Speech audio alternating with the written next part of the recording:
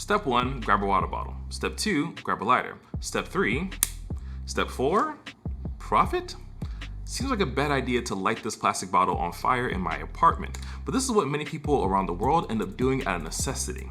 The world produces around 380 million tons of plastic every year, which is a lot of Starbucks coffee cups to get rid of. As a solution, burning plastic waste is nothing new, and in some places the only realistic option available. Unlike the United States, many countries don't have the land space to just bury the plastic they can't reuse. But what if I told you there's more than one way to burn plastic? Plastic pyrolysis is a term you probably never heard of, but it's becoming more popular as countries around the world scramble to get our plastic waste under control. But pyrolysis is nothing new. It's a chemical process we've been using for thousands of years. Simply put, pyrolysis is the breakdown of material using heat in the absence of oxygen.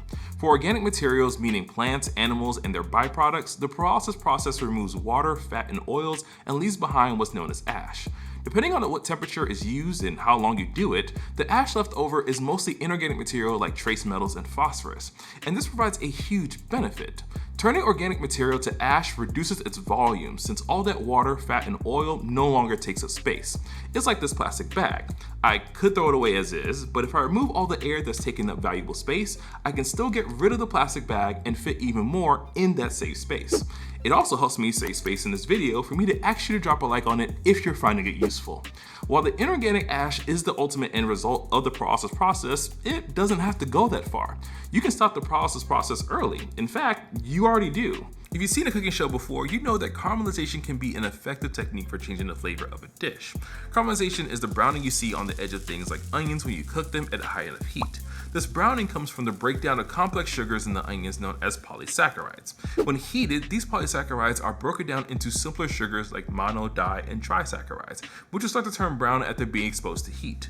These are the early stages of the pyrolysis process. You just stop them early because caramelized onions are delicious. Onion char is not. But this embodies the two main benefits of the pyrolysis process. Pyrolysis can be used to reduce the overall volume of the material by turning it to ash, or can be used to break down complex compounds into their building blocks. That's why plastic pyrolysis has become so interesting. In the world of plastic, the main problem is getting rid of it as fast as we can make it. And while we may technically be doing that by throwing it in the ground and hoping it goes away, that isn't really getting rid of it. And for countries where burying isn't an option, they have to turn to alternative methods of plastic disposal such as incineration. Plastic incineration follows in the footsteps of our earliest waste management systems. If you can't bury it, then just set it on fire. And indeed, that's what plenty of people do. For countries that lack sufficient waste management systems, it's really hard to track just how much plastic they are burning. But suffice it to say, it's a lot. Even in the United States, we burn about 16% of our plastic waste, or roughly 75% ending up in a landfill. For places that don't have the space, you can start to imagine how those numbers could shift quite heavily. Enter plastic pyrolysis. Plastic pyrolysis heats plastic in an oxygen-free environment, which produces three things: oil, gas, and ash. The main value is the pyrolysis oil, which is somewhat similar to crude oil that is used to make the plastic in the first place. This pyrolysis oil can be burned in industrial engines and machines as an alternative to other liquid fuels, but it can also be refined like crude oil and used for a bunch of other things like fuel for your car or feedstock to make more plastic. And this is what a lot of plastic pyrolysis projects are banking on. From countries that need a way to get rid of the mountains of plastic to companies that rely heavily on plastic production and packaging, plastic pyrolysis is quickly becoming a popular approach to dealing with the plastic waste problem. It's a way for us to reduce the amount of plastic waste we need to burn or bury while providing a potential feedstock for the circular economies companies love to promote.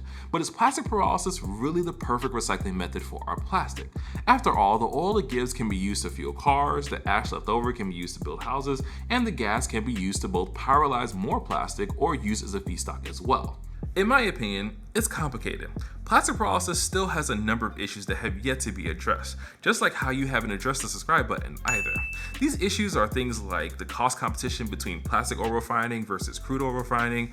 Plastic pyrolysis also has a high setup cost, just like incineration plants do. But probably the biggest hurdle for plastic pyrolysis is getting the plastic in the first place. Ideally, plastic waste would already be isolated from the non-plastic material before it arrives at a plastic pyrolysis plant. But this is so much easier said than done. Many places around the world don't even have a proper centralized waste collection system, let alone one that has separated waste streams. Even in countries like the US, where our waste system is one of the better ones, we still struggle with this issue. It also doesn't help that we send a lot of our plastic waste overseas to countries that are ill-equipped to deal with it. It's not like the US is paying for plastic pyrolysis plants to be built in countries that we send our plastic waste to. We still rely on that out of sight, out of mind mentality. However, just like how wind and solar started off being too expensive to compete with coal and natural gas, plastic pyrolysis could become more cost-effective in the future as it scales. Proper separation of waste streams can also be improved if more advances in automation can be used to sort through waste rather than relying on consumers to do it. Governments, many of which already do, can also help with the adoption of plastic pyrolysis by providing incentives for companies to help them be more competitive. However, there are still a lot of unknowns and money to be spent to figure this stuff out. While I don't think plastic pyrolysis is the total solution, I do think it can play a part. The reality is, burying plastic is not a real solution, but it's one we relied on for far too long. And we are in way too deep to think that we can just get rid of plastic altogether. That's just not feasible to me. While we all should be on the road of reducing our plastic waste, we do need alternatives for how to deal with the plastic we do use. Speaking of alternatives though, you should check out this video on how nature found its own way of dealing with our plastic waste problem.